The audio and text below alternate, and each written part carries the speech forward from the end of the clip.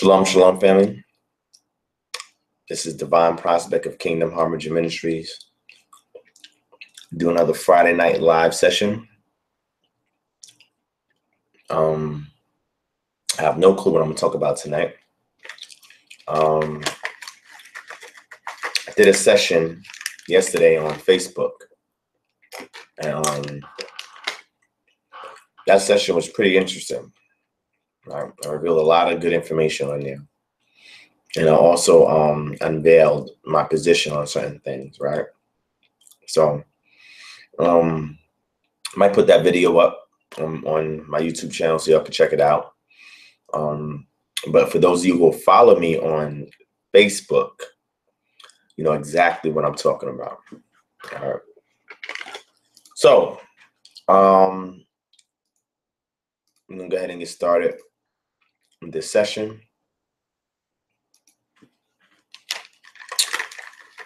So shalom to the Black Av 1 and Derek Quay. Shalom, shalom, Akeem.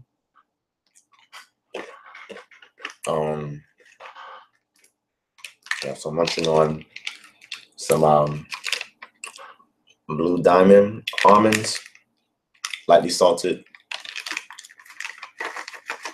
and sipping on some internal water. I got this from Publix.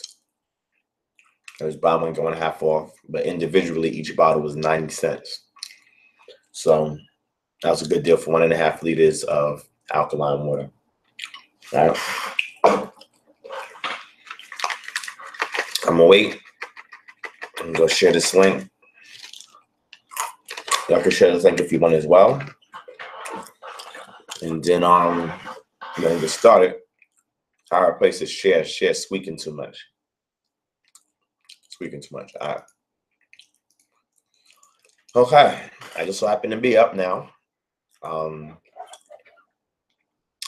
We had a great Yom Teruah celebration earlier in the day, right at twilight, before it hit sundown. And we had a great time. For those of you who are on this channel, you'll see the previous video before this one is up. It's my first time live streaming directly to YouTube from my cell phone. I've never done it before. I think I might have done it one time before, but deleted the video, whatever. I know in times past, before that became a feature of YouTube, my Sony Xperia Z3 had that functionality where it lets you live stream directly from your phone, directly to YouTube. You know what I mean? But I'm gonna go ahead and share this link. So just give me 1 second. I'll be right back with y'all. But yeah, that video I did yesterday on Facebook, man, was interesting. All of it is a prelude to my up and coming lecture.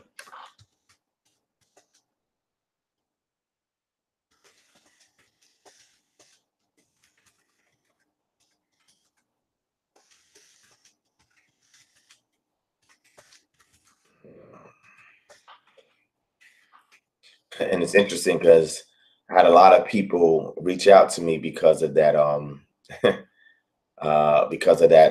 that video. I was telling people, man, it's all good. Don't worry about it. You know what I'm saying? Everything worked out the way it was supposed to. Hold on, family. Hold on. Let me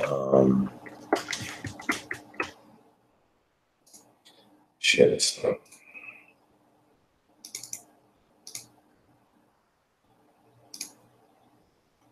right. It's crazy. This group, they gotta approve posts now, but I don't blame them. Virgil Johnson says the water is $1.79 here. Yes, the water is the same price out here. It's only $1.79. So I encourage you guys to go and get you some artesian-based alkaline water, right? As a substitute, sometimes I may get fortified water. Fortified water is where they take out the TDM, the total dissolved minerals, and they remove them. They put it through several processes to make the water as pure as possible. And you never want to drink water that does not have any form of electrolytes in them, any trace minerals in them, because you lose a lot of the electricity in the water. And what the water does is that when it comes into your body, it leaches, right, these minerals or whatever is available from your body in order for it to maintain its electricity, right? So it's always good if you're going to get alkaline water to get it from a artesian source, or artesian spring, an aquifer, or something of that nature. All right, and that's one of the things that I recommend in regards to holistic health. Right. So let me give a couple of shout outs out here. Let me see. Shout out to Rodrigo Yashakar. Shout out to Sam Bone. Shout out to Jay Fearson. Shout out to Kiefer Abiel Ben Israel. Shout out to my sister Hadassah Queen O. Shout out to Tina W. Shout out to I'm Scottsdale. Shout out to Virgil Johnson. Shout out to DJ Soup. A lot of these people are people that frequent this channel, and they always support everything that goes up on there. So shout out to all those people. All right. Hit one if you want to shout out, and I'll definitely shout you out. But yeah, that video I did yesterday. How many of y'all said? If y'all seen that video yesterday, hit 2. If you've seen that video on Facebook yesterday, hit 2. Man, I should have bought some more of these almonds. Pretty good. I usually buy those almonds a lot. But anytime you eat almonds or anything with a lot of sodium, you gotta drink a lot of water.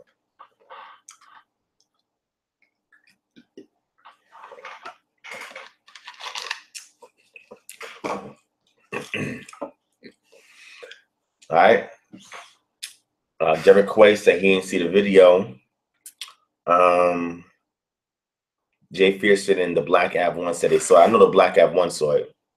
But that was a lot of interesting stuff that I said in that video. I started off addressing the calendar. And from there, I transitioned into ancient pre-exilic Israelite culture and the difference between it and Second Temple Judaism, right? Because it's a big difference between the two. Also explained that it's difficult for me to identify with Ashkenazim, Sephardim, Mizrahadim. It's difficult for me to identify them because they don't have the same experience with me, being an individual who was a result of the Ma'afa from Africans that were taken from the western coast of Africa and brought over here to the Americas. So the shared experience that I have is with those remnants of those communities that are still there in West Africa. I went in to explain how when you speak to the griots to look for the oral tradition of those people professing to be Israelites in West Africa, they'll tell you that their migration from Israel was a result of the northern tribes. They'll tell you which northern tribes they came from. Whether it's Ephraim, Zebulun, Asher, Dan, Gad, Bene Moshe. You don't hear them mention that they're from Judah. You don't hear that they mention they're from Benjamin. And you don't hear that they mention that they're Levites. One of the earliest references we have amongst many is Hadad Eldani. So Eldad Hadani was a Danite Israelite who made his way to West Sudan, and he identified the various tribes that was out there amongst the natives in West Africa. And he tells you which tribes he identified. Matter of fact, if anybody has that book, From Babylon to Timbuktu, you can go into it. Matter of fact, I have that book. Let me bring it up. I have it. I have the ebook. Sometimes I'll scan my books. Sometimes I'll go to certain sources and download them. Sometimes people will send them to me. But I make sure I have a collection of ebooks, right? Because my library is mostly in New York. I have some books out here with me in Atlanta, but most of them is out in New York. But my e-library is crazy. I got a whole bunch of books on e-library. Okay, so let me see if I can find this. Let me see if I can find this book. I want to show y'all. I'm going to read a page from off this book, all right?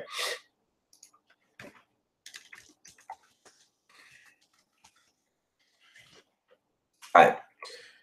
Those of you that have From Babylon to Timbuktu, I'm going to read something for you guys, all right? So hold tight. I'm going to read it.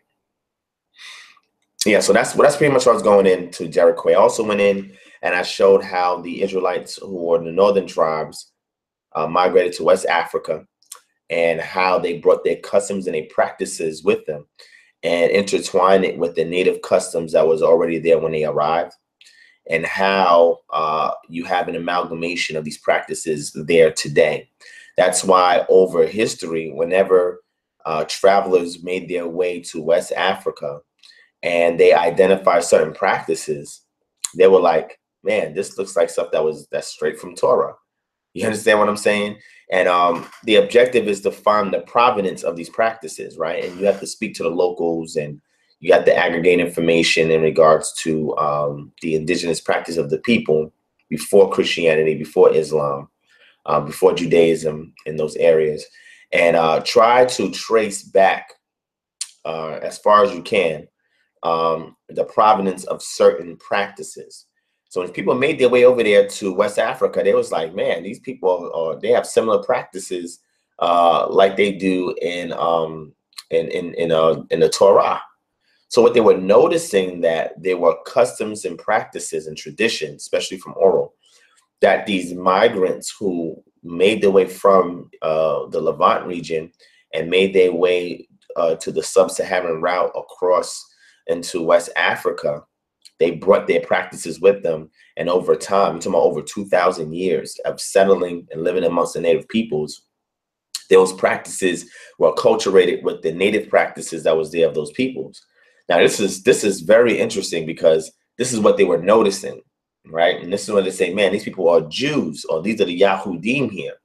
And the word Yahudim is a misnomer, because those were not the Yahudim there. That was not the southern tribes that were there. But they were noticing practices that can bring you back to West Africa. And those of you who are not friends with me on Facebook, you're missing a lot, because I put a lot of stuff out on Facebook. But I'm going to show you some stuff, right? I'm going to show you this. Watch this. Hold on. Let me get something for you. When I bring up this from Babylon and Timbuktu, I'm going to show you some stuff, all right? Now, let me go back to Facebook. I posted something on Facebook. I'm going to share it with y'all real quick. Hold on. Let me find it. Oh, so those of you who's keeping Sukkot, hope you're enjoying your Sukkot. Hope everything's going well with your Sukkot. Shabbat Shalom to those who are starting their Sabbath early in the evening, right? My Sabbath starts at sunrise and ends at sunset. But let me grab this here, man. And people love this Friday night freestyle, man. People love it, and I'm grateful for that. All right, so I'm gonna show this to y'all, but before I do, hold on.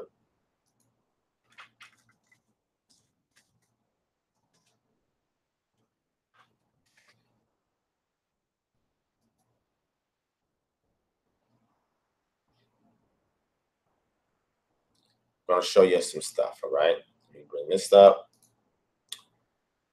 All right, so my Babylon from Timbuktu loaded up. I'm gonna get the page I'm looking for.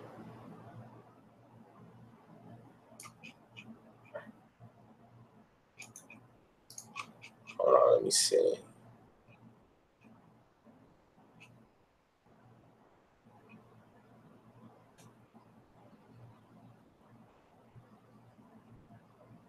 All right, I think this is what I'm looking for.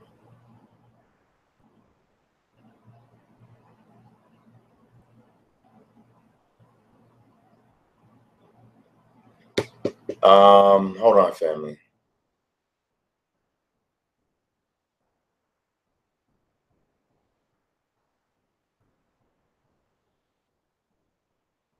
Yeah, I like this book From Babylon to Timbuktu, but a lot of information in here has been exaggerated, and some information in here can't be substantiated, right? So I'm not saying it's not a good book. I'm saying it does have good information in there that I can verify, but some other information there is exaggerated, and some other information there has been conflated, and you can't verify a lot of it, right? And there's no references. There's not a lot of noted references in here. But let me see. region, Senegal, blah, blah, blah. In ancient times, the Carthaginians, North Americans, Jews, West Africa, African parts. Hold on, family. I'm going to get it for you. Give me 1 second.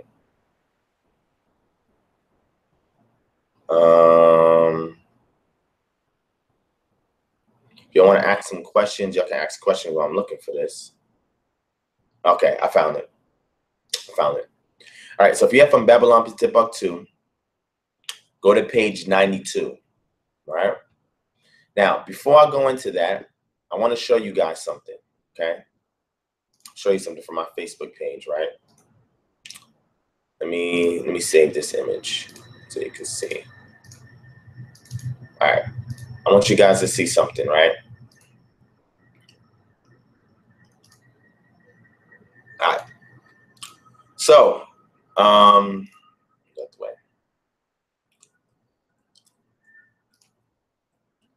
Now, get your books, Babylon Timbuktu, turn to page 92. I'm going to show you on the screen in a second. And I'm also going to show you this book here. All right. And I'm gonna show you the point that I'm trying to make so you guys can understand where I'm coming from. Okay. So,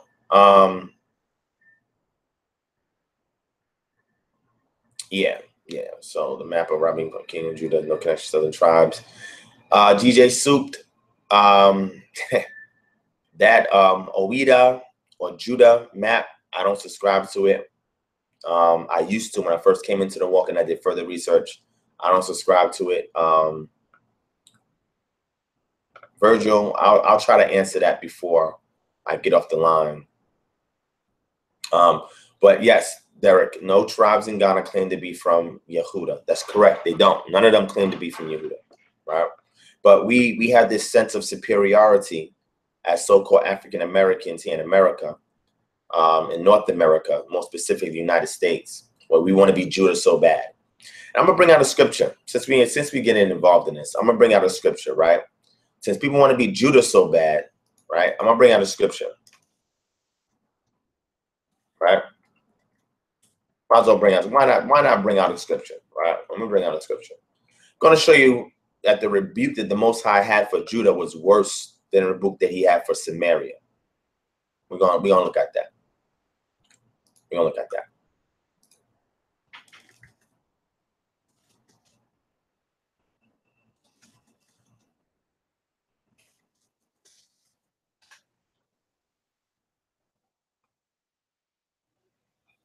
Let me get that for you.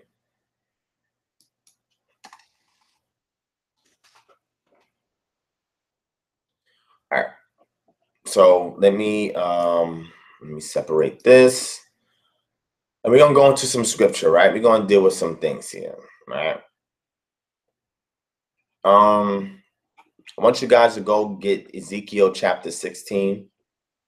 I'm not gonna read all of it, but I want you guys to read the entire chapter of Ezekiel chapter 16. Read the entire chapter, right? I'm gonna bring some stuff up real quick. Let me separate this too. All right, so first we're gonna start off. I'm gonna start off with showing you something. I'm gonna read something to you real quick. All right, let me share my screen. All right, let me get what I'm looking for right here. All right, so we're gonna read this. Robert Hamil Nassau, right? This is from Wikipedia, right? And this is just for reference, right? It says Robert Hamil Nassau from 1835 to 1921 was an American Presbyterian missionary who spent 40 years in Africa. Robert was born in Montgomery Square, Pennsylvania, and went to Lawrenceville School in Lawrenceville, New Jersey, continuing his education at the College of New Jersey. From 1856 to 1859, he moved on to Princeton Theological Seminary and obtained a medical qualification from Pennsylvania Medical School in 1861. On the instigation of the Presbytery of New Brunswick, he joined the Presbyterian Board of Foreign Missions as a missionary, with his first posting being to the African island of Corisco. Throughout his career, he served as a missionary in many places. Pay attention to these places. Balambla, Kangwe, Talaguga, Baraka, which is Libreville, and Batanga. Nassau established a mission station in Lambaréné. So we'll see Lambaréné is a capital of Moyen Ogui in Gabon. If you don't know what that is, let's look at the map. Where does that say? Republic of Congo. So we see the area, one of the areas in which he was. Keep that in mind. We're going to check another place. I don't know why Balema is not showing up, and Congo is not showing up, and Talaguga is not showing up. Let's see. Baraka shows up. Okay.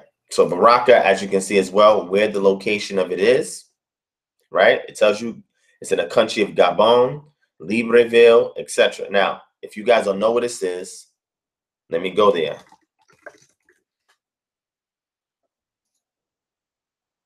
Let me go there.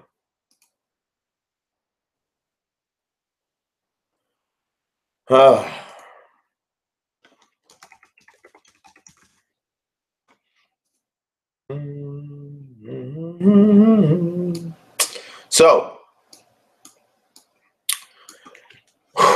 the Equatorial Guinea and the Republic of Congo, Gabon is in the middle of those two countries.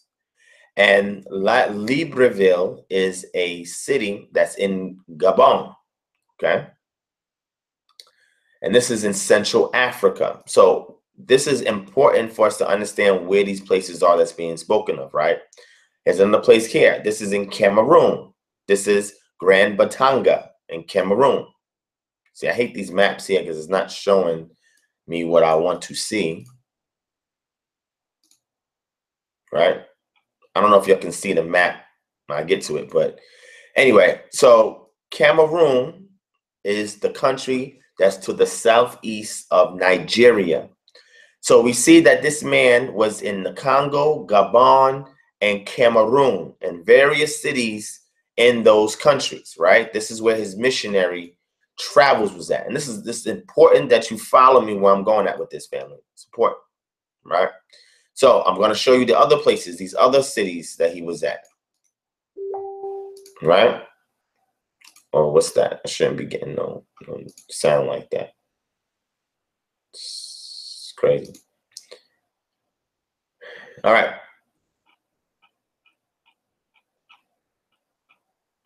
Oh, that's the wrong place. So I'm looking at right there. So the places that he went is important to know from what I'm about to show you guys. All right. Let's keep reading. He returned to the United States in 1906, settled in Florida. Nassau's first wife was Mary Claude Latta, a fellow missionary who died in Corisco in 1870. He had 3 sons, blah, blah, blah, blah, right? His papers are kept as part of the Burke Library Archives held at Columbia University Libraries. So what I'm showing you is Robert Hamil Nassau was an American Presbyterian missionary who spent 40 years in Africa doing missionary work, right? And we know what the missionary's objective was to do, right? So let me get back. Let me get back. Right? Excuse me. So he went to the western coast of Africa. He was in Cameroon. He was in the Congo. He was in several other cities on the coast, Libreville, etc. Right? So when he went there, he had a memoir that he had created. It was a journal that he had, right? And I want to show you something, and I want to show you an excerpt from his journal, okay? Let me show you an excerpt from his journal. And forgive me, fam, I'm a little tired. If I seem a little off, I'm a little tired. But I wasn't ready to go to bed just yet, and I figured let me jump on here and just say something, since people, will say, hey, I haven't seen you do a Freestyle Friday in a while, and this, and that. Even though I gave y'all a lot of information on Facebook yesterday, I know a lot of y'all are not friends with me on Facebook, so I want to share something with y'all today. And this stuff I haven't shared on Facebook, right? So let me show you this. And mind you, I have a lecture coming up that's going to have all these references. It's going to have a whole bunch of references. This is just one of many references. And what we want to do is we want to see what practices that the locals were doing that was identified by these missionaries before these people attempted to convert these individuals, right? Because the missionaries did a very grand job of converting the peoples, and that was one of the tools or tactics that was used by the European nations when they went into Central Africa is to make the people docile, make the people more diplomatic, be able to work with the people so that they can get engaged in the slave trade and they can barter goods so they can get these slaves, right? But there was missionaries that went there, and the missionaries' sole purpose was intel, surveying, and being able to identify the customs, the practice, and the traditions of the locals that lived there. Now, mind you, a lot of these missionaries were not fully familiar with these local indigenous tribes. They just were.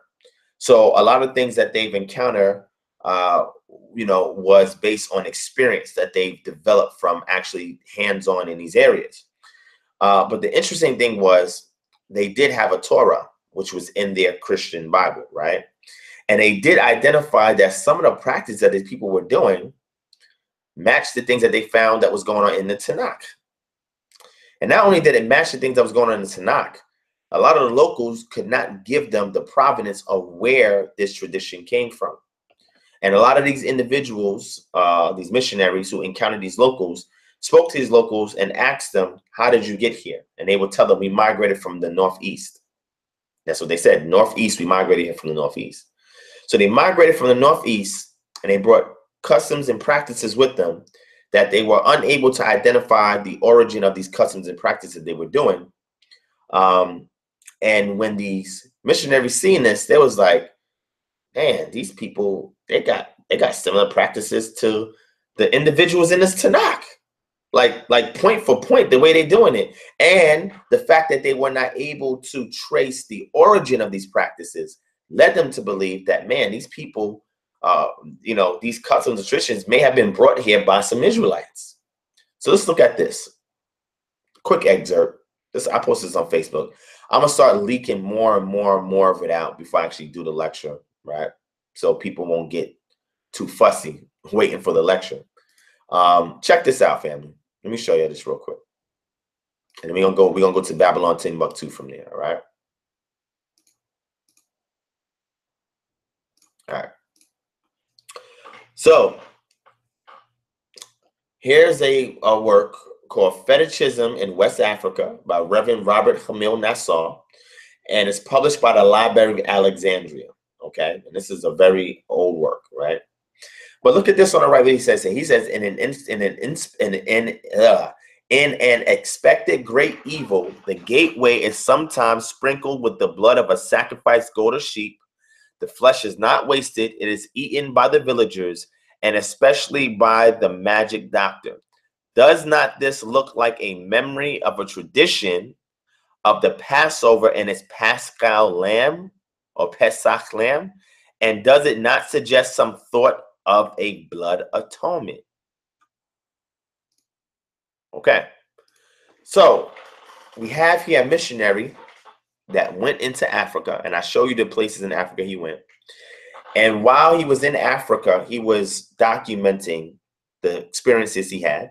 And one of those things was looking at the customs and practices of the people, which he called fetishisms, right? We say fetishes, right? And he's seen so many things that to him, it was like, man, where does this custom come from? It's like, I see this right in the Tanakh. Like, man, what? This is... Now, mind you, these peoples he's speaking to have not been converted. They haven't been converted to Judaism. They haven't been converted to Christianity. They haven't been converted to any religion. Not even, some of them wasn't even touched by Islam, family. These are indigenous peoples. So he acknowledged and he identified various practices and customs that they were doing that were similar to the people that was in the Tanakh. And that was his major point of reference, right? It's a very interesting read. And you got to read the logs, the memoirs, and the journals of these missionaries when they arrived in West Africa. Because you hear people say, oh, they converted these peoples over to Christianity and Judaism. Yes, eventually they made those attempts. But before they did that, they surveyed. They got intel. They tried to codify and categorize the customs and practices of those peoples. Because what they're trying to do is find a way or an angle in which to witness to them, right? Tell them they need salvation and you're born in original sin and you're falling from grace and you need the Lord Jesus and all this stuff, right? But before they did any of this conversion or made attempt conversion, they surveyed the peoples and they looked at their customs, traditions, and practices.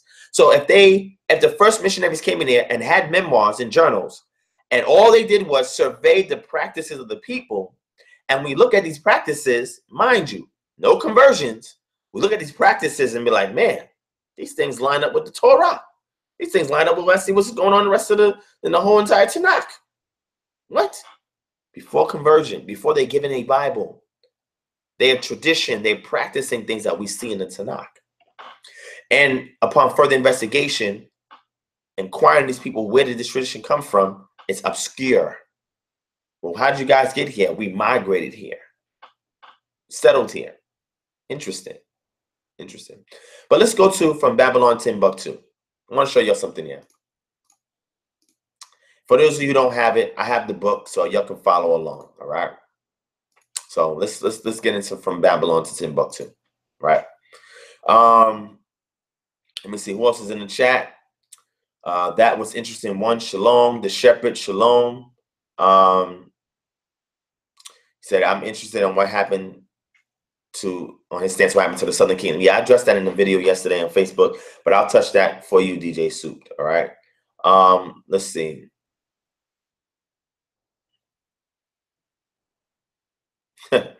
Interesting. So again, I was talking about the shared experience, that I don't have the same shared experience of the Ashkenazim, the Sephardim, the Yemenite, the Mizrahi, but those individuals who are Israelites in West Africa, as well as the customs and traditions that were acculturated and that was infused into the native indigenous peoples that was also there in West Africa. And the acculturation was a two-way street, right? So the remnants of these Israelites in West Africa, they fused into the locals. Some of them were still pure bloodline. Some of them fused into the locals. But it became a cultural trait or ethnic trait that create a stratification of or hierarchy of individuals in various local African communities, right? So when we read this from Babylon to Timbuktu, and this part of from Babylon to Timbuktu is accurate, right? That's why I'm actually referencing it, because it can be validated outside of the book, okay? I want you guys to check this out. I'm going to read this for you, okay? I'll read this for you. All right, here we go. This is on page 92 from Babylon to Timbuktu, and it says, Eldad the Danite. In the 9th century, a black African Hebrew arrived in the city of Kairouan in Algeria. And this city was one of the famous Talmudic schools. The name of this Hebrew was Eldad, the Danite. I said Hadad, I meant Eldad, excuse me. He told a credible story of a Hebrew empire south of the Sahara in the Western Sudan. According to Eldad the Danite, the Hebrews in the interior of Africa spoke a Phoenician Hebraic language mixed with Arabic. They had a religion which had come down from Moses, and a Hebrew emperor. It was believed that this emperor was named Tolotan or Bolotan. Eldad said that the people of this tribe had fled from the kingdom of Israel after what? Sennacherib, the Assyrian, had subdued it, and the other Israelite tribes, such as Naphtali, Gad, and Asher, were in the land from which he came, in Africa. He told of the laws of Moshe, which they followed, the complete series of the scriptures except Esther and Lamentations. He did not speak of the legal works, the halakha, that were produced in Babylon and Palestine after the destruction of the first temple, of which the Algerian Jews had a knowledge. These extraordinary works were the Mishnah and the Talmud. Eldad displayed as evidence some ceremony pertaining to the slaughtering of animals for food. It was written in Hebrew with an Arabic tinge, but Eldad claimed that he knew no other language than Hebrew. In regard to Eldad's story, the Gaon, head of the Jews, assured the people that the story was credible. So what tribes are we seeing here? Naphtali, Gad, Asher. Also, Bene Mushe, the sons of Moses, Ephraim, Zebulun. We see these other tribes mentioned and other references in relation to the settlement of Israelites in West Africa. We don't see Judah, Benjamin, and Levi. We don't see them. But yet, African Americans want to be Judah so bad. Read Ezekiel chapter 16. You'll see how the Most High got in on Judah, worse than Samaria, all right, or the northern tribes, all right? So let's get back on track, family. Y'all can go ahead and read the rest of it yourself. Very interesting. But what I want to show you was the tribes that was mentioned in the account for Eldad Hadani, right? And the tribes that he's speaking of, okay, that was in West Africa, all right? So let me go out of here. Let's go out of here, all right?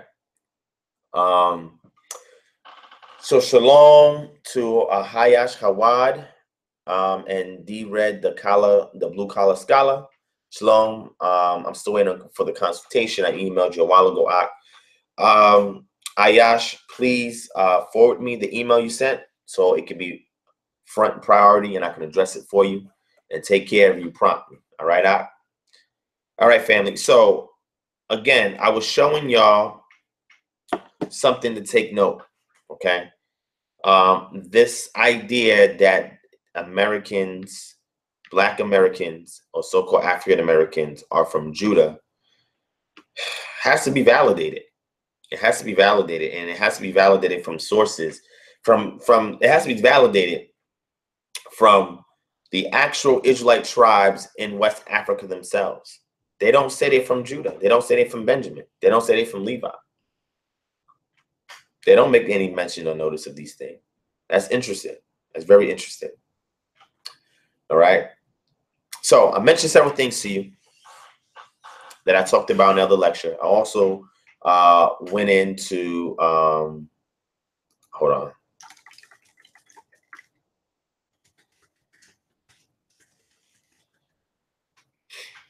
I don't respond to the chat too, family. All right.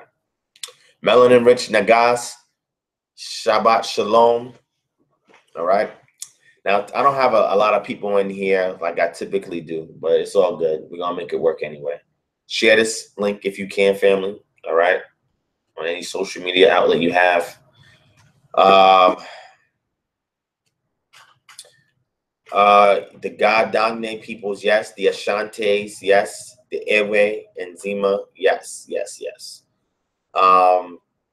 So remember, when we look at the Ashanti peoples, they're part of a bigger ethnic group called the Akan peoples, right? So the Ashanti is just one sector of individuals or a tribe within a greater tribe, okay? So the lecture is designed to follow the footprints, look at the profile, and be able to forensically identify where these Israelites migrated to in West Africa, where they settled at, where they were identified by outsiders, what were they doing, what practices did they bring with them that the locals adopted, what practices did they adopt from the locals, and the ones who are identified there currently, what happened to their communities? Do we have any records of their communities being diminished via the transatlantic slave trade? Okay, and I've talked about this before. But this lecture will go specifically in on that. It just won't be a part of a bigger lecture, but it'll be part of that lecture as well. All right. So being that I've mentioned to you guys that my objective is to reconstruct the ancient pre-Israelite culture. This is very important because there are some things that we find that were practiced by Israel before exile, pre-exile, that we didn't find in other places, such as henotheism. Right? Henotheism is you have a divine council and you have one deity that presides over this council that's greater than all the other deities. In the case of ancient Israel, this deity that is supreme and presiding over the council is the creator of everything else that's there, right? The masculine and feminine elements, you'll see this a lot in ancient pre-Israelite artifacts, where they always match the masculine with the feminine in regards to how they envision the deities, right? So it was altered, and now what we get in our Tanakh would be Mishle or Proverbs, where it talks about Hokmah or Hakmah, which is wisdom. And wisdom said, I was there with Yah in the beginning, right? That's the consort of Yah. The consort of Yah has manifested into Hokmah, which is a personification of a human attribute. And the reason why that is personified that way is because the text was redacted in order to reflect something that is more abstract, as opposed to an entity that is claiming the fact that it was there with Yah in the beginning, right? And that's a very interesting subject matter. And people are very sensitive to this, man. I'm telling you, they get very sensitive over this. But if we understand this element, and I touched on some of it in 2 prior lectures, right? The lecture that says a closed mouth didn't get pled, and the lecture Crows on a Strong Man. All right, I addressed it on both of those as well. I touched on it a little bit. All right, you'll go back and check those out. But that's very, very important. Also, libations, pouring of libations. We find that in ancient pre-Israelite culture. We also find it in West African culture. Stone altars and memorials, right? Every time something happened, they took a heap of stones and created something. Or they carved out something in the stones and they posted it somewhere. We see this also in West Africa, right? Divination. Common folk had their form of divination. The priests had their urim and thummim from the breastplate divination, but the common folk had their form of divination, which was casting lots.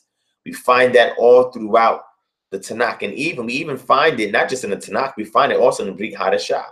It's found there. They casted lots when in Acts chapter 1, when they was trying to replace Judas after he had killed himself. They said, these are the requirements, and now let's cast lots. That's a form of divination. We find that also in West Africa, right? An example of that would be the Ifa. In the Ifa spiritual system, casting lots is done as a form of divination. This was also done in ancient pre-exilic Israel. After a while, when you look at the post-exilic texts and Second Temple Judaism writings that we get much later on, we don't see this method of casting lots anymore. It goes away. We don't see this masculine-feminine interconnection anymore. It goes away. This henotheism concept, it goes away. The teraphim are votive offerings or statuettes, right? They can either be small like this or they can be as big as a person. We see the teraphim all throughout the text, but it's only outlawed because certain teraphim were dedicated to other deities that were in the temple. That's why the Most High said, get rid of these teraphim. But prior to that, we see that one of the wives of Yaakov had a teraphim that she took from Laban and was trying to bring it with them. I'll let you go see who it is, whether it's Leah or Rachel. I'll let y'all research that. But she took a teraphim from her father. He was trying to look for it. And Yaakov said, I don't know what you're talking about, but they took a teraphim with them. It was not outlawed, banned by the Most High.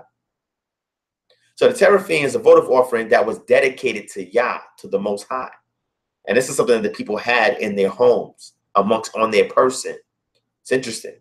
But when they went into captivity, the teraphim disappeared.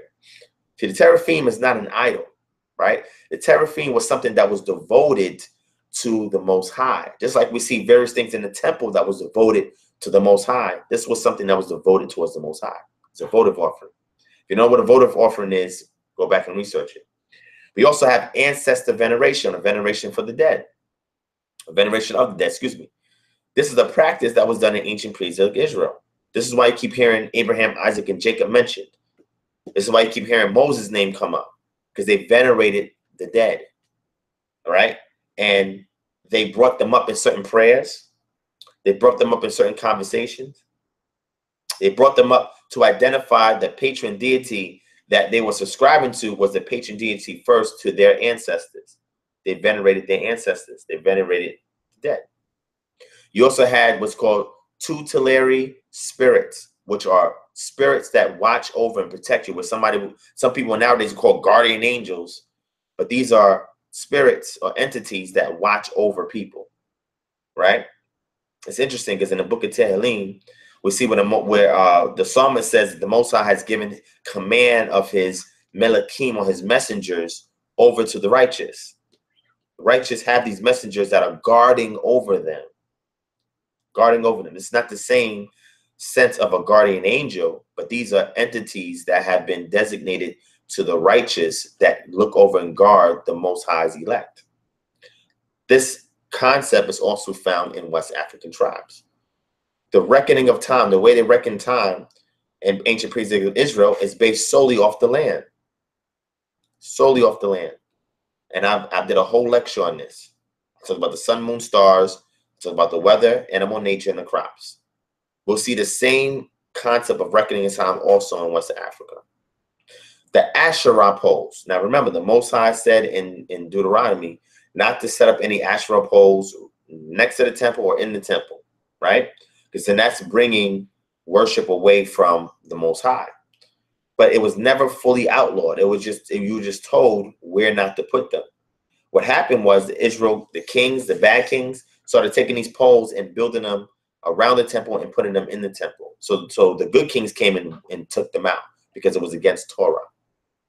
But we see the same wooden poles. We find them amongst a certain group of Dogon peoples in Mali, and they also have totem wooden poles that look just like the Asherah poles.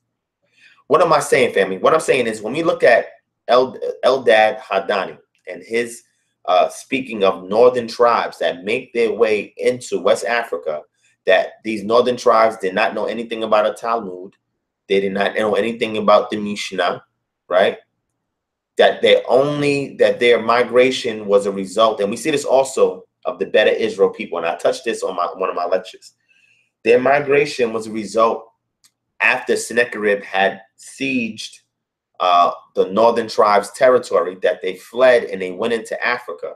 They brought the ancient pre-exilic culture with them into Africa, more specifically West Africa, but also towards Ethiopia as well.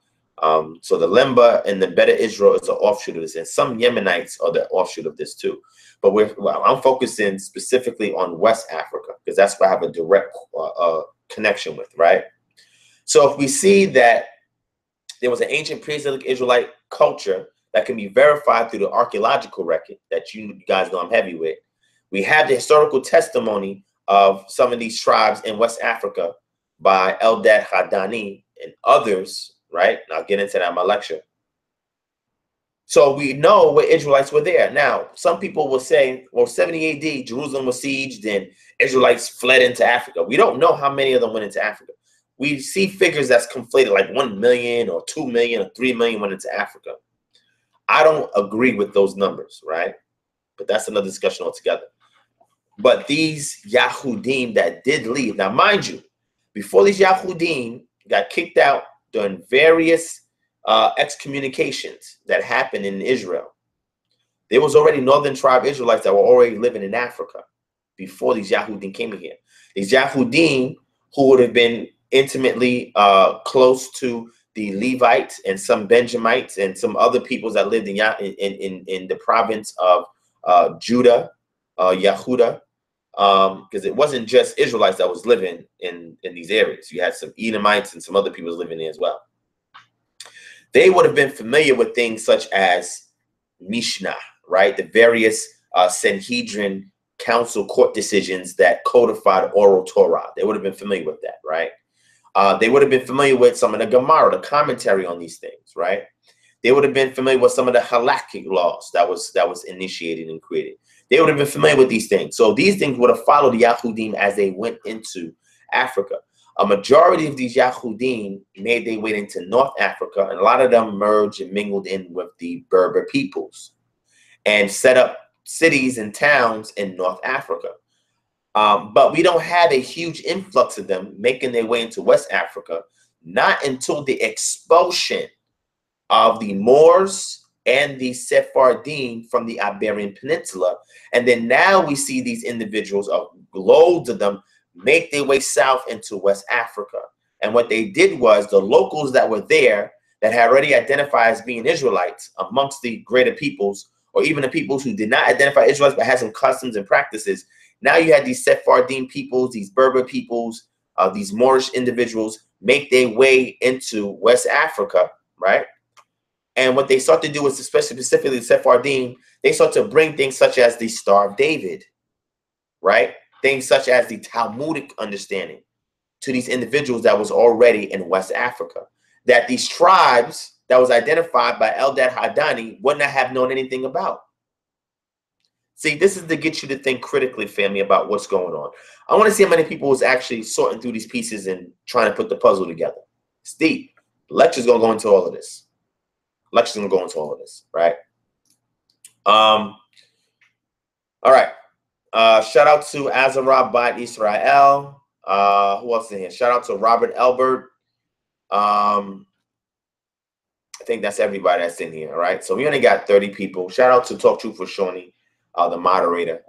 But this is good information to know because I try to get people to think critically.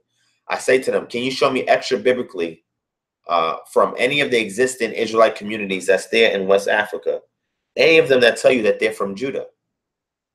Can you give me one testimony? I hear crickets. I'm not saying there were no one from Judah that made their way there. All I'm saying is they were not prominent like the northern tribes who migrated there. They weren't as prominent, right? And this is important, family, because there's so many things we've been taught and we've never went back to verify and check it. We never went back to verify and check it. And this is important because we carry these books around like Babylon Timbuktu, but are we really reading everything in there? Are we really trying to verify everything outside of this book to see if there's references for these things? It's very important to take note of this, family. So my proposal was that the Israelites that came over here in the transatlantic slave trade, most of them, if they came from these Israelite communities, these pure Israelite communities, or whether these were natives that were there who Israelites had admixed with and introduced their customs and their cultures and put the bloodline of Israel into these natives that was captured and taken over here, it was a result of northern tribes, not the southern tribes, northern tribes. The Sephardim were some of the entities responsible for the transatlantic slave trade.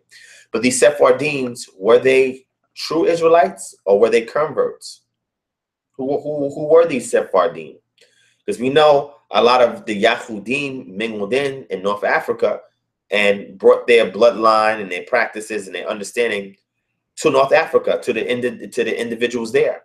But like I said, like the introduction to Talmud, which consists of the Gemara and Mishnah, the introduction of halakhic laws, the introduction of Second Temple Judaism, such as monotheism and all these things were imposed upon these peoples in West Africa when the Sephardim and other peoples made their way there. Even when some people from the Yahudim made their way to West Africa, they also attempted to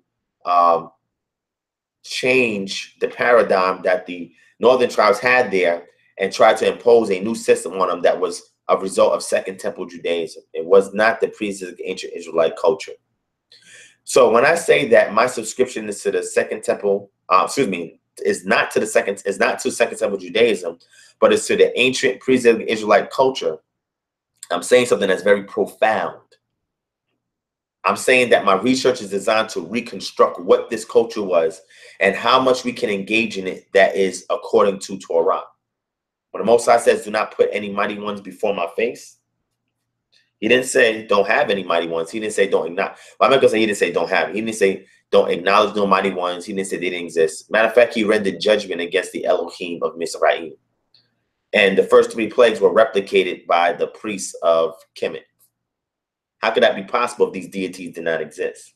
Where was they getting this ability to mock these plagues? It wasn't from Yah.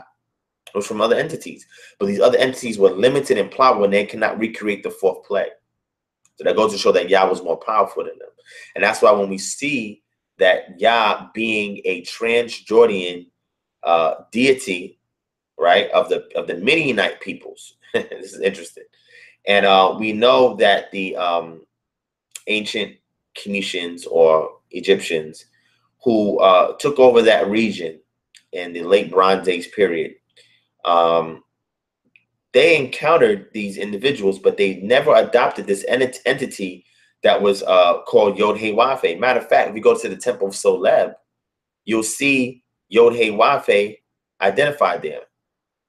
And it's the Shashu of Yod-Heh-Wafe. So Yod-Heh-Wav, which is a more ancient form of that we would render Yahoo, which is a more ancient form of the Most High's name that we also find as a theophoric name of individuals in ancient pre-Israelite times. By looking at things such as Ashrakan potsherds and names written on there, we see the suffix Yahu there. So this entity was acknowledged by ancient Kemet, but they never incorporated this entity into their pantheon of deities. Very interesting. Unless some kind of judgment was rendered of some kind and they had some kind of hate towards this entity, it can explain why this entity was not assimilated into the ranks of their pantheon. But they took in Seth. This was a deity from the Asiatic deities. Anat was an Asiatic deity. We find Anat in an Ugaritic text. Anat is believed to be the consort of Baal, right? Baal Hadad. So what I'm doing is giving you breadcrumbs.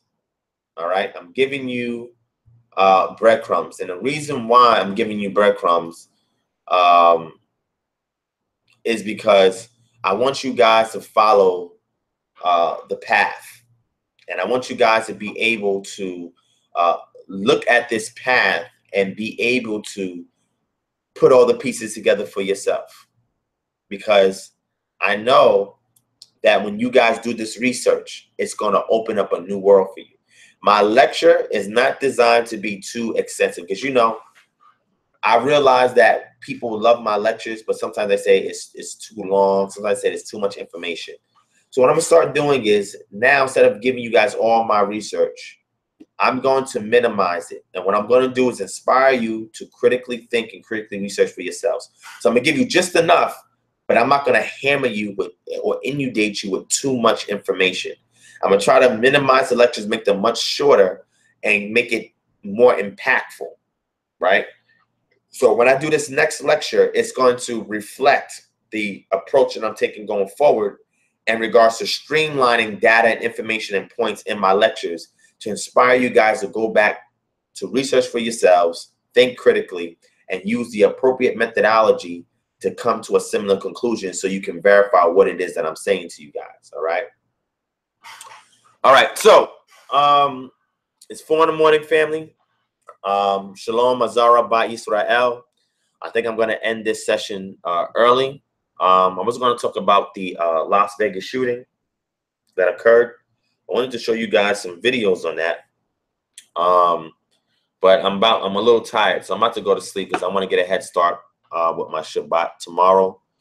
So for those of you out there who's keeping the ancient pre-Israelite methodological model, which is the fancy way of saying Hebrew calendar, where Yom Teruah is at the full moon, and the full moon is indicative of Etanim, because we only use Abib, Ziv, Etanim, and Bull in regards to our model. Everything else is 3rd, 4th, 5th, 6th month. Then we have the 7th and 8th month, which has names, 9th, 10th, 11th, 12th months. So when it comes to calculating the feast days, we don't have to calculate anything after Bull and before Abib. I was speaking to a good brother who reached out to me because he was an adherent of the One Nation Calendar Coalition. And I appreciate their reconstruction of the calendar that they use. But me and the brother was talking, good brother, me and him was talking. And I said to him, I said, you know, what is the show me in Torah a reference to intercalation? And the brother admitted, he said, well, I can't show it to you explicitly, but there's an inference. So he showed me the inference, and I tried to get him to see something different. I said, listen, we see where it says observe the month of Abib, observe it. And I said to him, do you think that the reason why there would be a command to observe something specifically with watchmen is because the priests or the Kohanim were not keeping count of time, right? When I say keeping count of time, I'm talking about in relation to feast days after Bull. So when it came time after the rainy season to be able to ascertain when to start Abib. They look at the sun, moon, stars, the weather, animal nature, which is migrations and mating, as well as the crops. And they use all of these things to observe and to be able to say, oh, okay, now Abib is starting. Because from Abib to Bull, all the feast days are completed within that period of time. After Bull, you have about 3 or 4 months of a rainy season. And you don't have to, as far as the sacerdotal calendar, not the civil calendar, now the observation or command is given to observe Abib, because now the Levites are responsible for announcing to the peoples the count for the first month in regards to when we deal with the feast days. Important thing. So I gave them something to think about. Even going to Psalm 81, 3 and 4, people use that all the time, where it says blow up in or blow up at the month, when it says the shofar, the trumpet, at the full. The word is keseh, that's there. And I explained to the brother that keseh is an Assyrian loan word. But if we look for keseh, not keseh, if you look for keseh in Hebrew, which is a triconsonant root that's similar to keseh, it is the word for throne, which is interesting because I told the brother that if you go back and look in the Assyrian lexicon for the word agul, you'll see that it's in reference to a coronation process in which the tiara or the crown that was of lapis lazuli was placed upon the king during a coronation ceremony, which was at an appointed time. The reference to the agul had to do with the cycle that was brought in through the coronation ceremony, and the crown was very reflective. It had a bright light on it, right? Because it was very reflective of light, and it would shine and glitter like a real tiara would. And I told him that the idea came from that coronation ceremony that would have been familiar to the Assyrians, that was adopted by the Israelites.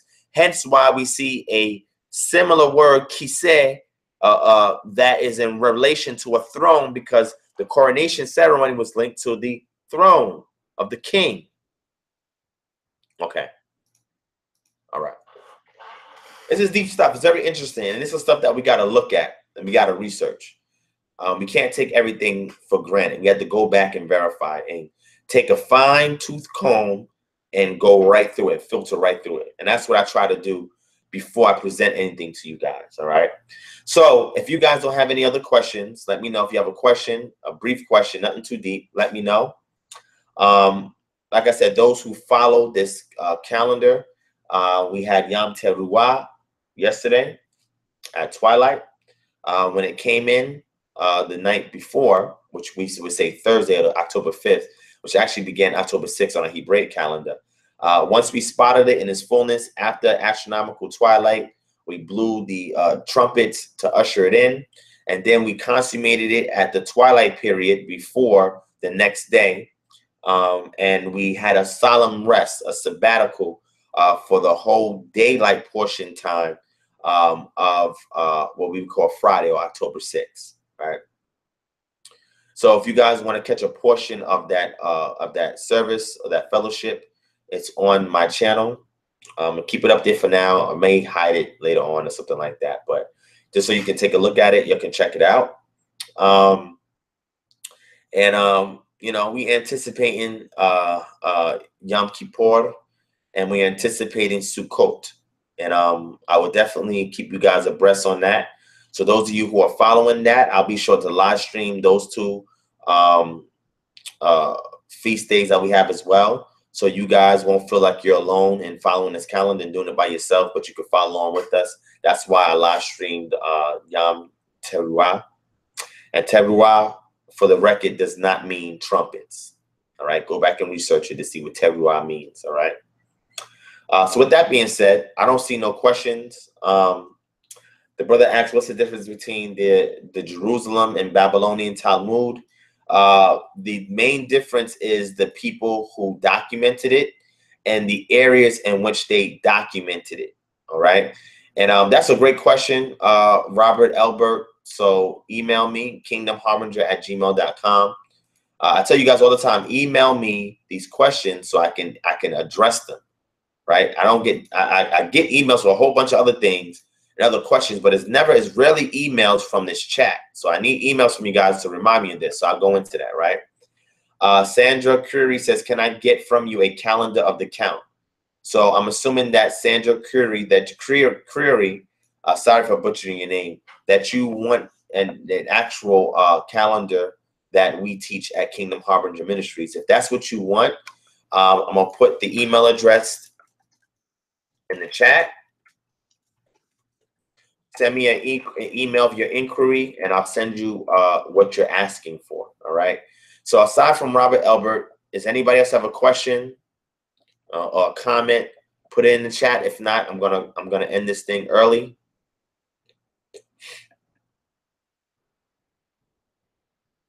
So Truth and Justice said, where did most of the Southern Kingdom go? They went towards North Africa, and a lot of them mingled with the Berber tribes there in North Africa. I'm gonna give you an example of what I'm talking about, right?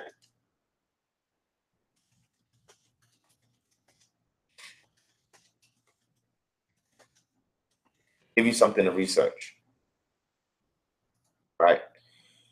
There was an individual by the name of Kahina, okay? I'm going to show you this. If y'all don't know who she is, Dihya or Kahina, I'm going to show you her, all right? So give me a second. All right, so Dihya or Kahina was a Berber warrior queen, religious and military leader who led indigenous resistance to Muslim conquest of Maghreb, right? The region then known as Numidia. She was born in the early 7th century and died around the end of the 7th century in modern-day Algeria, okay? So it says she was born in the early 7th century. Arab historians wrote that she was a Jewish sorcerer, and because of this fact, she was able to defeat the Arab Islamic invaders who retreated to eastern Tripolitania. For 5 years, she ruled a free Berber state from the Orange Mountains to the oasis of Ghadames. But the Arabs, commanded by Musa bin Nusayr, returned with a strong army and defeated her. She fought at the El Dijam Roman amphitheater, but finally was killed in a combat near a well that still bears her name, Bir al-Kahina in the artist, and her head was sent to the Caliph as a trophy. Accounts from the 19th century on claim she was of Jewish religion, or that her tribe were what? Judaized Berbers. According to al-Maliki, relates that she was accompanied in her travels by an idol, possibly the icon of the Virgin Mary or one of the Christian saints. Possibly, this is what they're saying. But certainly not something associated with Jewish religious customs, hence why they kept referring to her as being a sorcerer. All right. It says the idea that the Jawawa were Judaized comes from the medieval historian Ibn Khaldun. This is a very important person. All right. Research Ibn Khaldun and his identification of Jews in West Sudan, who named them a number of, not just West Sudan, but also of North Africa, who named them among a number of such tribes. Hirschberg and Talby note that Ibn Khaldun seems to have been referring to a time before the advent of the late Roman and Byzantine empires. This is important. And a little later in the same paragraph seems to say that by Roman times, the tribes, presumably those who had been listed before, had become Christianized. In the words of H.C. Hirschberg, all the known movements of conversion to Judaism, the incidents of Judaizing, those connected with the Berbers and Sudanese in Africa, are the least authenticated. Whatever has been written on them is extremely questionable. Hirschberg further points out that in the oral legends of Algerian Jews, Kaya was depicted as an org and persecutor of Jews. All right. And y'all can read the rest of this yourselves. The point I'm trying to make is that when the southern tribes migrated out of Africa, out of Israel, into North Africa, they influenced the Berber tribes. They mingled with the Berber tribes. They converted the Berber tribes, and they became identified as Jewish peoples in North Africa. All right. And let me see here from the 7th century. 7th century roams from 600 to 700 AD. All right. So that's one breadcrumb to go back and research for yourselves to verify what it is that I'm talking about. Okay. Let me see. I thought trying to pinpoint who we were in the West. Bold. Believe that I'm Northern tribe, even though this entire time I thought I was Southern. Azara by Israel, you said you believe that you're Northern tribe, even though this entire time I thought I was Southern. What was the epiphany that caused you to transition from identifying with being a Southern tribe to a Northern tribe? Let me know. Sandy, I got your email. I'm going to email you. I'm going to set it up right now. I'm going to email you this template, right, of what we follow. Okay, Robert Elbert, I got your email. God-given 785, I got your email. So I'm going to go into that, all right? Yeah, and I didn't get your email before. Ayash Hawaii, I didn't get your email before. And you probably did email the wrong address, but it's all good. I got it now, Aki. All right. So,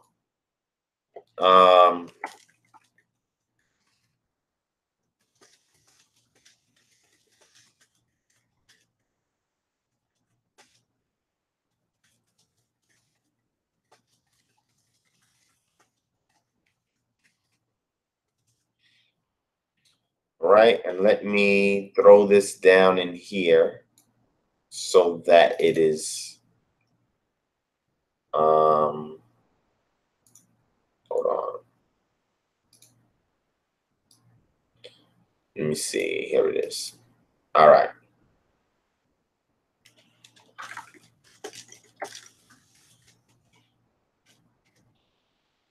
Okay. So I went and emailed you, Sandra, Sandra, I emailed you. So check your email, Sandra. All right. Also, do you have any information on the Black people in the Middle Age Europe? Yes, I do. Truth and Justice. Shout out to It Shall Be What It Shall Be. Peace to you as well. I always thought I was a Judite, not because of the chart, because of how people treat me. Seems like people have high expectations of everything that I do, like I'm some kind of leader. Y'all ever played that What Bible Character game? Yeah, I did. I see what you're saying. Sandra says, I am a babe in this walk, so please don't let it be too difficult for me to understand. I got you, Sandra Query. There's a lecture that I did that will help with people who are newbies in this, right? So I'm going to post that link. The name of the lecture is called Feast Your Eyes on This. I'm going to let the moderator, Shawnee, can you post the link in the chat for Feast Your Eyes on This for the sister Sandra so she can check that video out? That's good for newbies who want to come into the calendar system that we subscribe here at Kingdom Harbinger Ministries. All right. Divine, sometimes you lies with Israelites who say the F word and other evil words. Surely Yah, when it put Israel in such people, how are they being an example to Yahushua? They are being used by demons, Matthew 10 and 20. Well, you know, I strive not to use what is considered foul language, because it can be a turnoff to reaching some people in the truth. And I feel that being as intelligent as the Most High blessed me to be, I can find other ways to convey my worldview, point of view, or vantage point without having to exercise the use of curse words, so-called curse words, right? A curse in the Israelite culture is different than when we say curse here in America. It's mostly when you take a term out of context and use it as an insult towards anybody else. So using insulting words towards our brother and sister, we should refrain from doing so, right? Even the word racha, which is a Aramaic word that was mentioned by Yahusha, he says anybody that says racha to his brother is in danger of hellfire. Why? Because certain things that you mislabel people as a means of insulting them is something that is not in alignment with the Most High's will. So we should refrain from it if we're going to be delegates for Yah and be advocates and be diplomats for the kingdom, all right, for Yah's kingdom. You know, we have to navigate differently than the secular realm. And it has to be something about us that stands out a light that stands out that the nations are gleaming towards, because they want to get what we have, right? And they will definitely serve us, in righteousness. Provided that we're living righteously, they will serve us in righteousness and have no qualms with doing so. All right. He says a lot of Israelites come off as arrogant. I agree. A lot of Israelite leaders do come off as arrogant. There's some modest and humble ones, but a lot of them do come off as arrogant. And I strive not to be that way. And I tell people, if you sense that I'm on that route or that road, to let me know. And I'm more than willing to humble myself. But there's power in being passive aggressive. There's power in being passive aggressive. And typically people who are passive aggressive are the ones that typically have the advantage of upper hand, because their aggression, and we're talking about positive aggression, is not detected, because they find a very diplomatic way of navigating certain channels of energy to get their point across. And I use so in a way that's called leading questions. And I use leading questions a lot, so I don't have to argue with people, but allow them to teach me, but teach me in a way where I lead them to the questions, and I lead them to the points I want to make, but I put it in question format, right? And use it to boggle their mind, so that way they can then align themselves with what it is I'm trying to convey, right? Okay. Divine, I'm having trouble understanding scripture. Can you break it down? Colossians 2:16-17. Let no man therefore judge you in meat or in drink or in respect of a holy day or the new moon or of the Sabbath days, which are a shadow of things to come, but the body is of Christ. Sandra Shawnee just posted the link for Feast Your Eyes on This lecture. Please click on that and check it out. I'll email it to you as well, so that way you have it. And that's for newbies, right, who want to get acclimated with the actual calendar. So the shepherd, I'm gonna answer that, and then I'm gonna get off this line. What we got to realize is we got to look at the author and the audience of anything that we read in the text. Once we identify the author and we identify the audience, then we have to identify the geographical location this is occurring. We got to identify the events, world history events that are occurring at the time. We got to look at the political stresses, economic stresses of the author and the audience at the time. We got to see if there's any oppression happening at the time. We got to see if there's any strife among peoples at the time. We got to see what customs, practices, traditions that the people are utilizing at the time. All these things have to be analyzed to thoroughly be able to understand what's going on. But to simply answer your question, Shaul, or what people call Paul, his audience were Gentiles, or the Goyim. His audience were not to Israelites, from my perspective. Now, there's some Israelites will say that the Gentiles, the Goyim mentioned in the Brit Hadashah, were the northern tribes, right? And these were the people that Paul had went to. Now, what I'll say is that I'm not going to say that that's false, because there were more than likely some northern tribes, or just some Israelites in general, that were mingled in with these so-called Ecclesia, right? Or these called out one groups that were established in various cities. But the majority of these individuals were Gentiles. And when you go to Galatians chapter 2, Paul breaks down to you who his audience is. And he says whose audience are the apostles. And when you go to Acts chapter 15, you'll see what inspired Galatians chapter 2. So when Paul's talking to a Gentile audience and he's saying to them, let no man judge you in meat, drink, and no man judge you in respect to any holy day or the new moon or the Sabbath day, was a shadow of things to come. When the council was called in Acts chapter 15, where Paul and Silas, Paul had a Gentile with him, and the Judaizers, or the Pharisees that had joined themselves to the apostles and the Messianic movement, said that these Gentiles had to be circumcised and keep the law of Moses before they can accept the Mashiach. There was much strife, and they went to the council and they presented this case to the council. And Cephas, Peter, and James, Yaakov, they presided over this council. And they said, hey, wait, dealing with these Gentiles, let's not shift onto them the burden that we have to bear, which is handling Torah. But if they follow these three things, which is part of the Noahide laws, they will be accepted by Yah. So Paul, understanding this, and dealing with the Judaizers, what they call Judaizers, you know, the Pharisees that were trying to convert the Gentiles and make them proselytes, he identified this and say, wait a second, you Gentiles don't have to keep Torah unless you are living in Israelite communities. But you guys are not in Israelite communities. So you guys don't have to keep Torah. But there's things that you do have to keep based on what the council in Jerusalem said that you have to keep.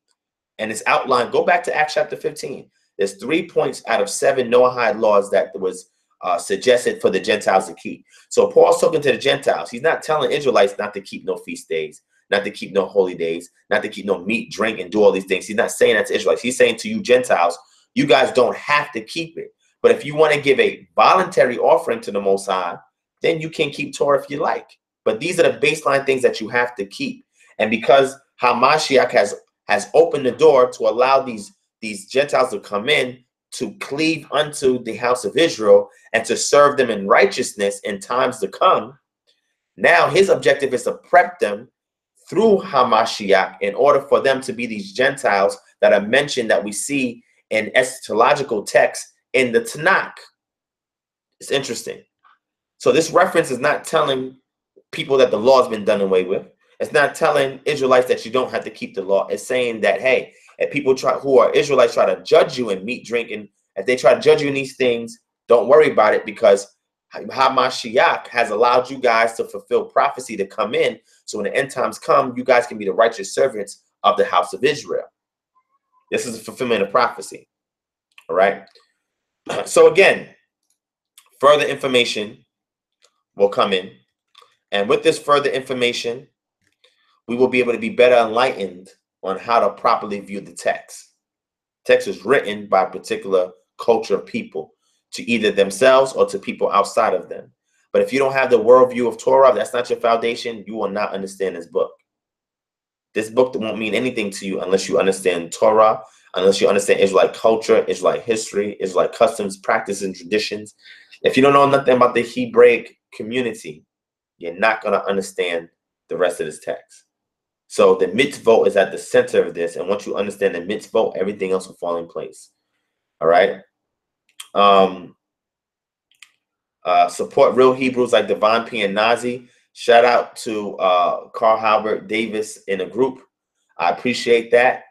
Sandra Curry says she's learning a lot from this.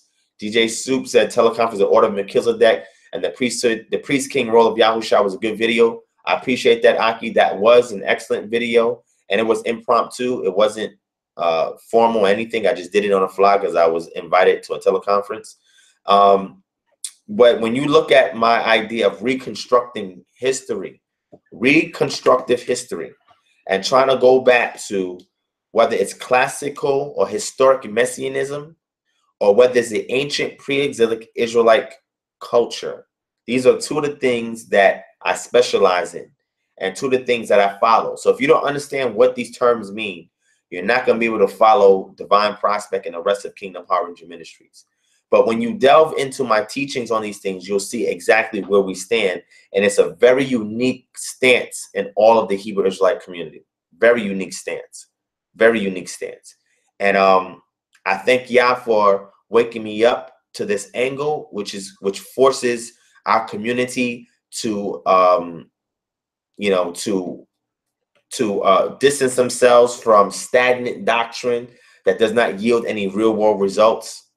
And be able to elevate their minds on a reconstructive method of reclaiming our Hebraic roots again, our Israelite roots again, and going right back to it.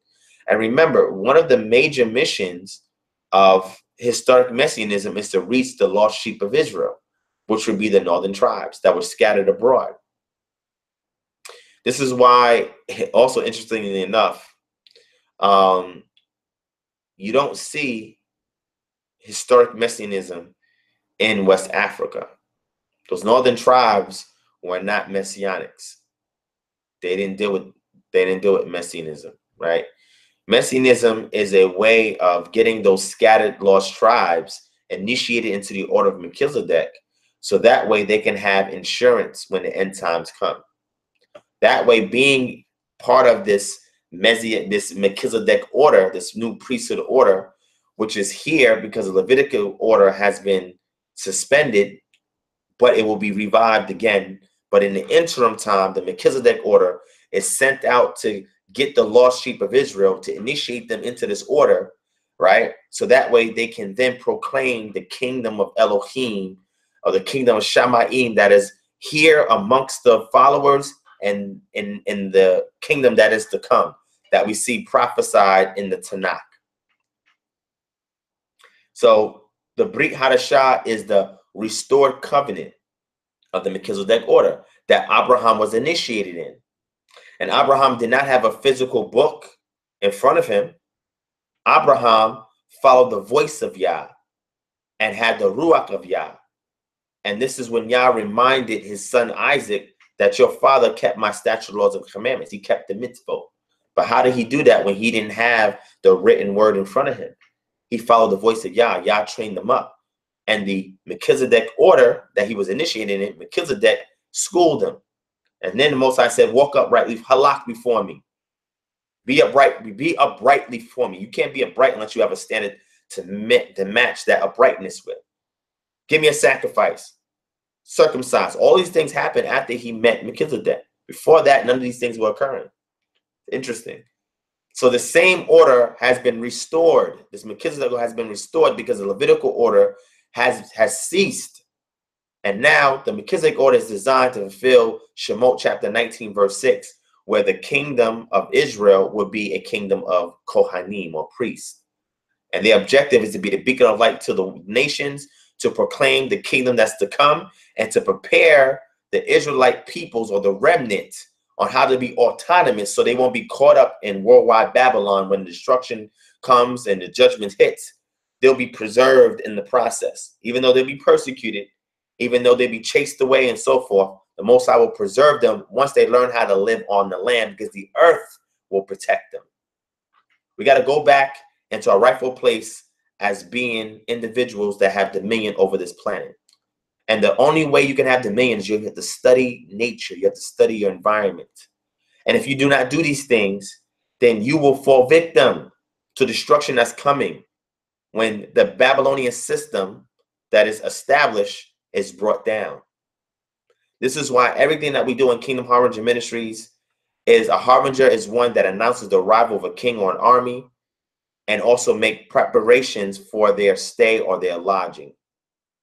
So Kingdom Harbingers, what we do is that we prep the people by teaching them how to be autonomous, installing culture, creating a community, and being able to institute collective autonomy. So that way we patronize one another. So that way we're so engulfed in working together as a community that we're not caring about the outside society that's going to be destroyed. We're going to be preserved in the process. That's what this mission is about. And to also proclaim the kingdom that is to come, that's about to arrive. But in the process, we're not sitting around waiting for some rapture, waiting for some man to come save us. We're putting in the work in the meantime. We're becoming autonomous. That's the ultimate solution for Israelites in the diaspora, is autonomy. You have to unplug from the system, family. The system is going to be destroyed. And if you're not autonomous collectively, you're going to be caught up along with the judgments. You understand what I'm saying? Shema to what I'm saying to you, family. Hear with the intent to obey. So with that, I love you, family. Let me see. So he had to speak to them, and condense and concentrate it. Gotcha.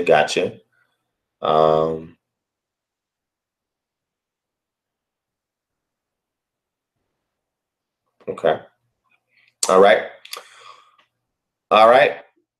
So with that being said, family, thank you guys for watching. Email me, Truth and Justice. Email me. Thank you guys for watching. Thank you guys for supporting another Friday night live session. If I'm in the mood, I'll do a Saturday session. If not, then I'm just going to use that time to focus on trying to get this lecture out on Sunday evening. So y'all pray for me that I get this lecture done. But I want to leave you with this. Meditation, according to the Tanakh or Tehillim, is musing over your murmurs. People say to me, yo, Divine, how do you stay so calm, Divine? You know, Divine, how do you keep your cool? Divine, how do you focus? And I tell them it's because I muse over my murmurs. That is meditation. Look it up. Go into your Strong's or lexicons and look up meditation and see if it mentions musing and murmurs. So what do I mean by that? That means that when we read Tehillim, there's a lot of meditation going on Tehillim. These authors of Tehillim were murmuring. They were venting out various things on how they felt, whether it was praises to the Most High Yah, whether it was complaints of things they dealt in society. And after they gave a praise and after they complained, they mused over it and they created a song. And the song was a reminder to them of their complaint, praise, and the musing or pondering that's done on top of the complaint and praise. That is proper meditation. I do that all the time in the shower. I do that all the time as I go. I murmur and I muse over my murmurings. Whether my murmurs is praise towards Yah or whether it's complaints, I vent it out. And then I muse over the things that I vented out towards Yah. And sometimes I put a tune in my mind to it. And it keeps me in peace or shalom. Peace of mind you can't buy. You can't find. It needs to be cultivated, developed. It needs to be matured. And meditation, proper meditation, helps you to obtain shalom. And make sure as you do things during the day, anytime you have a selah moment or a pause, you meditate. You muse over your murmurs. You'll find a lot of profoundness in that. But go back and research and study that, family. So hopefully that'll help you out. Shout out to Nasaba. Appreciate that. The shepherd said, please do a Saturday session. All right, I'll keep that in mind. I'll keep that in mind. Shout out to Gideon Yisrael. Thank you for joining in. But I'm about to end off because it's almost 5 in the morning and I need to get some sleep because I have Shabbat service tomorrow. Well, later on today. So thank you guys for tuning in. I hope you enjoyed. Please forgive my slackness, my slow response times, and my lack of verbal acuity because I'm really tired and exhausted. Shout out to Melon and Rich Nagas. I appreciate that, King. Some of you work on them when I'm at work. Oh, I appreciate that, DJ Soup. I appreciate that. Shout out to Rhonda Strong. Thank you for your knowledge and wisdom. You are helping me so much. Please forgive my silence when I'm here. I'm listening. No problem, sis. I got you. Appreciate that. DJ Soup said I throw some of your work on when I'm at work. I appreciate that. Thank you, my brother. I appreciate that. The Black Ab, that's my dude right there, said most def shalom. Melanin Rich and Gas said shalom. Very informative as always. I appreciate that. Mike James, shout out to Mike James. If anybody else wants a quick shout out before I end the session, hit 1 and I'll shout you out. You know, I gotta let the people know who's supporting this ministry and this channel. All right. But remember, meditation is musing over murmurs. Research that. For those of you who want to donate, you can hit the dollar symbol underneath your channel name, underneath where it says say something when you type in for the chat. There's a smiley face and a dollar sign. Click the dollar sign and you guys can do a direct donation via super chat. What I realized is that YouTube is now taking a different approach in regards to monetization videos, right? So as you guys can see, there's videos that I put on my channel that are paid videos, and these are inexpensive videos, 99 cents, $1.99, and I guarantee the information in it is worth way more than that. But it's just a way for anybody who wants to contribute to the ministry. They can do so by renting one of these videos and checking them out. And also, we have DVDs as well. If you want DVDs, email us at kingdomharbinger@gmail.com, and we'll send you the DVDs that have better quality than a lot of the live stream footage that you see on the channel. But what they're doing is they're doing away December 1st with paid videos, right? I have one more paid video that I'm going to put up by the end of this month that I want you guys to actually purchase, and it's on health, right? It's the health lecture that I'm going to do. It's $5 to rent it, but I'm telling you, the information in there, if anybody watches that and applies it, it will help you with your atopic dermatitis. I'm telling you, it's so much information that you don't get from the doctors, the dermatologists that will help you guys. But that is a donation that go towards naturopathic eating and our alternative healthcare plan program that we're setting up, and we want to install in Black municipalities around the U.S. After we teach Black communities how to create municipalities, we want them to also have their own localized holistic healthcare plan, right? And this lecture is me actually putting into the public. Shout out to Talk Truth with Shorty for the donation. I appreciate that, Akoti. Thank you, Gideon Israel. He says support the brother. DJ Soup says capital punishment, human sacrifice for the atonement of sin in the Bible. That's a must get. Yes, that's an excellent lecture right there. I spent a lot of nights putting that information together and getting people that understanding. But that'll help you to see what I'm talking about when I say ancient pre-exilic Israelite culture, because I mentioned some of it in there as well. But anyway, YouTube wants people to be YouTube Red subscribers. And YouTube wants people to also use the super chat function in regards to supporting content makers. This is why I created my Patreon account. Talk Truth with Sony. Can you please post that in the chat for people who want to commit monthly to donate to the ministry? You can go to my Patreon account. Just look up Divine Prospect in Patreon. But content creators now, because they're flagging videos, using the algorithm to flag videos so they don't get any AdSense funding, which is not even a lot of money anyway.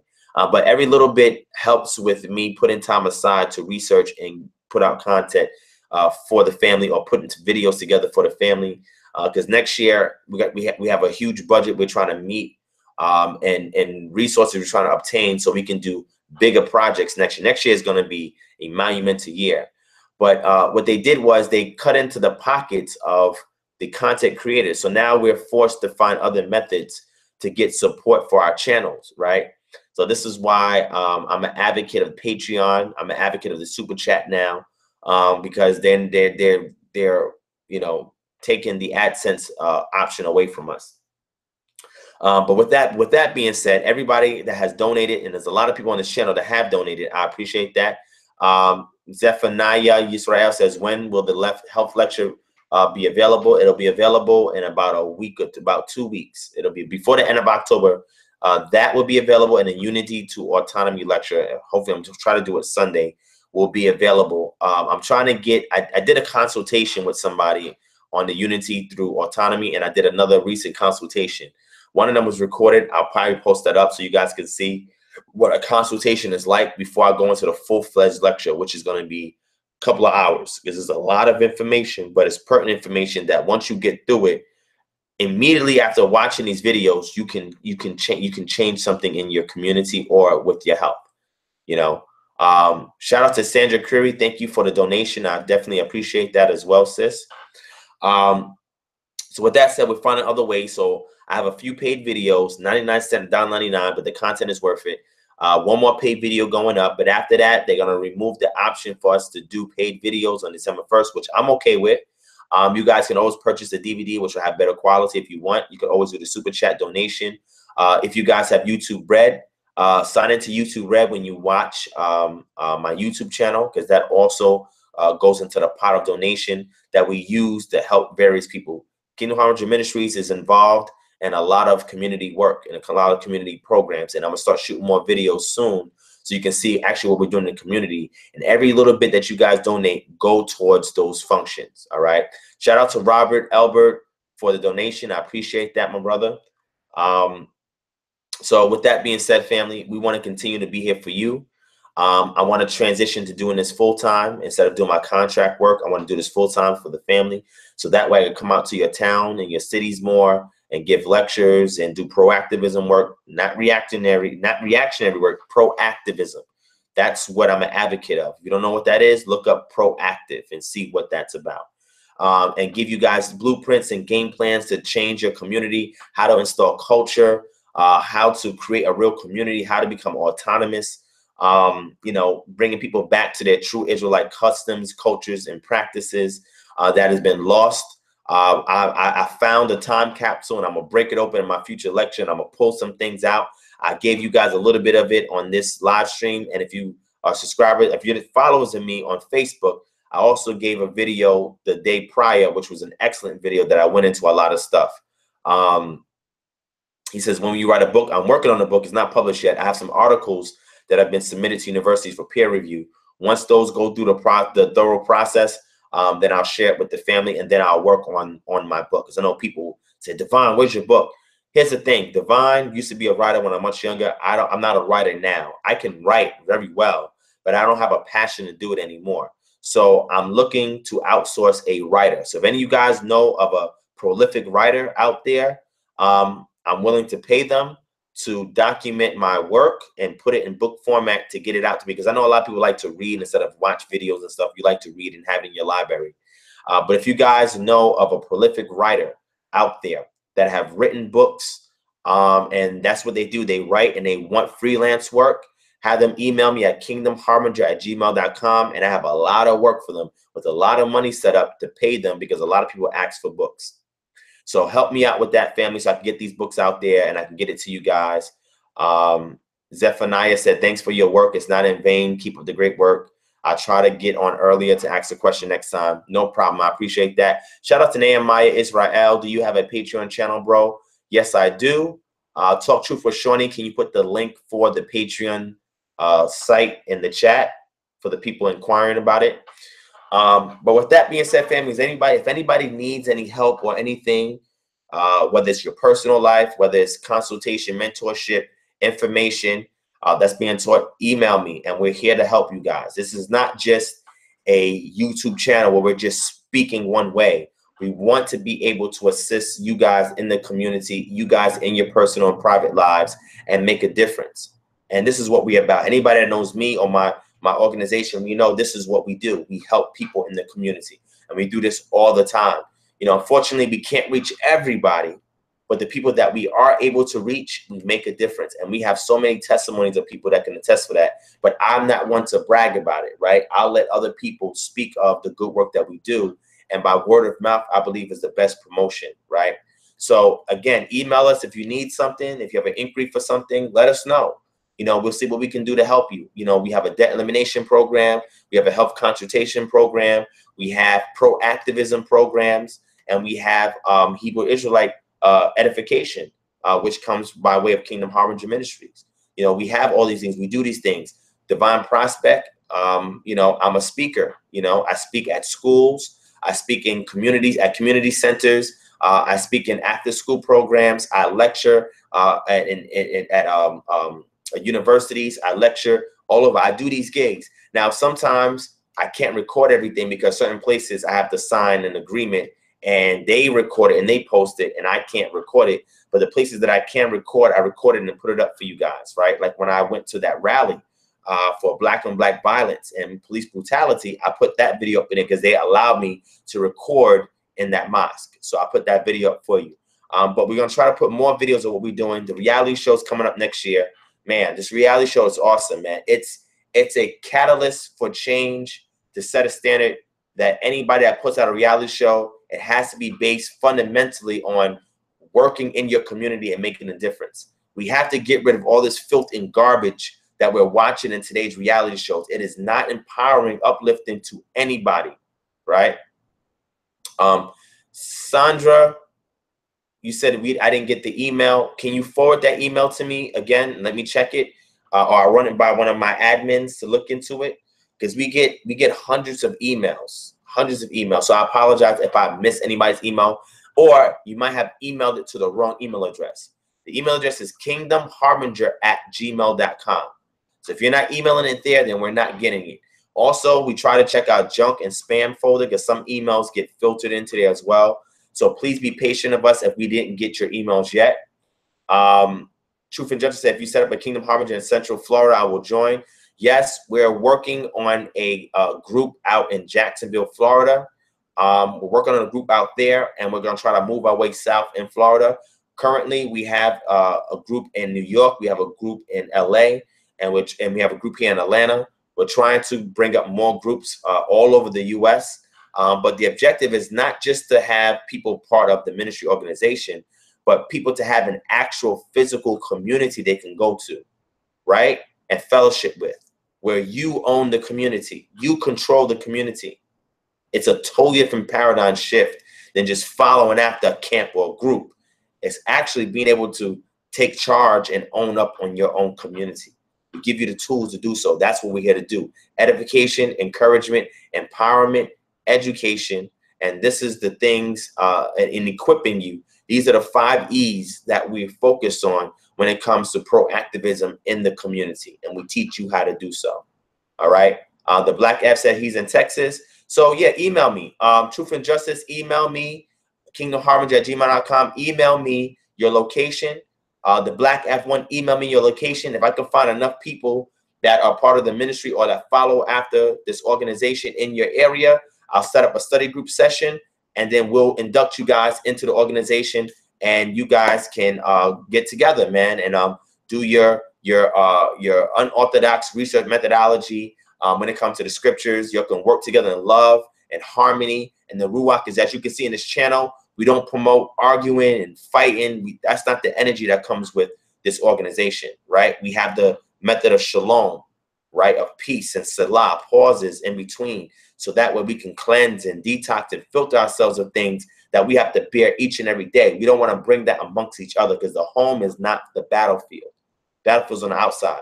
The home is a place of love, of healing, of transparency, etc. And that is what we want to promote to the community. So I appreciate everybody that follows after this organization and that want to get involved in a community. You cannot join this organization if you're not trying to be involved with your community. You cannot be in this organization if you have nothing to contribute to your community. We want to get everybody active so we can patronize one another, depend on one another. So when the judgments hit, we don't have to worry about what's going on in society and what the rest of the second realm is caught up with, but we're relying on each other for our survival, family. And that is what we want to promote. That is what we want to push. And that's what we want to put at the forefront when it comes to this organization. All right. So email me, family. kingdomharbinger@gmail.com. kingdomharbinger@gmail.com. Email me. We'll get to your requests in a timely fashion. But remember, we get hundreds of emails. Weekly, we get hundreds of emails. So it's difficult sometimes to sift through all of them. We may overlook or miss one. If we do, you're in the chat, shout us out, send us a message on YouTube, send us a message on Facebook, and forward it to us once you make me aware of it, and we'll get to it as soon as we can. All right. So with that, family, it's 5 a.m. in the morning. Thank you guys for watching. I hope you enjoyed this. Again, forgive my slowness and my lack of verbal acuity because I'm tired. But hopefully I said enough on it that you guys can take back to go research that was edifying and empowering and educating, so you guys can do something with information. But I love you guys, man. You guys are the best supporters. You guys teach me things when you speak in the chat, when you reach out, inbox me. I learn so much for you guys, man. And this is why I'm continually a servant to you guys. Not an overlord, not a boss, but I lead by example. That is my objective, by leaving an example amongst the people that they can follow after. Not me as a person, but the example that's laid, because I'm flawed, but the example could be something that's perfected. And that's the objective, family. All right. So with that being said, family, I love you guys. Enjoy the rest of your Sabbath to those who are following on today. Peace, shalom to you, family. I want you to go to bed in peace. I want you to rise in peace. Remember, meditation is musing over your murmurs, and that's a good way to detox, connect back with Yah, and to have a greater peace of mind. I want you guys to engage in it, practice, research it. And I'll see you guys again very soon. I'll try to come back Saturday. If not, I'll be back very soon. I love you, family. Thank you for watching. Peace, shalom, Black power.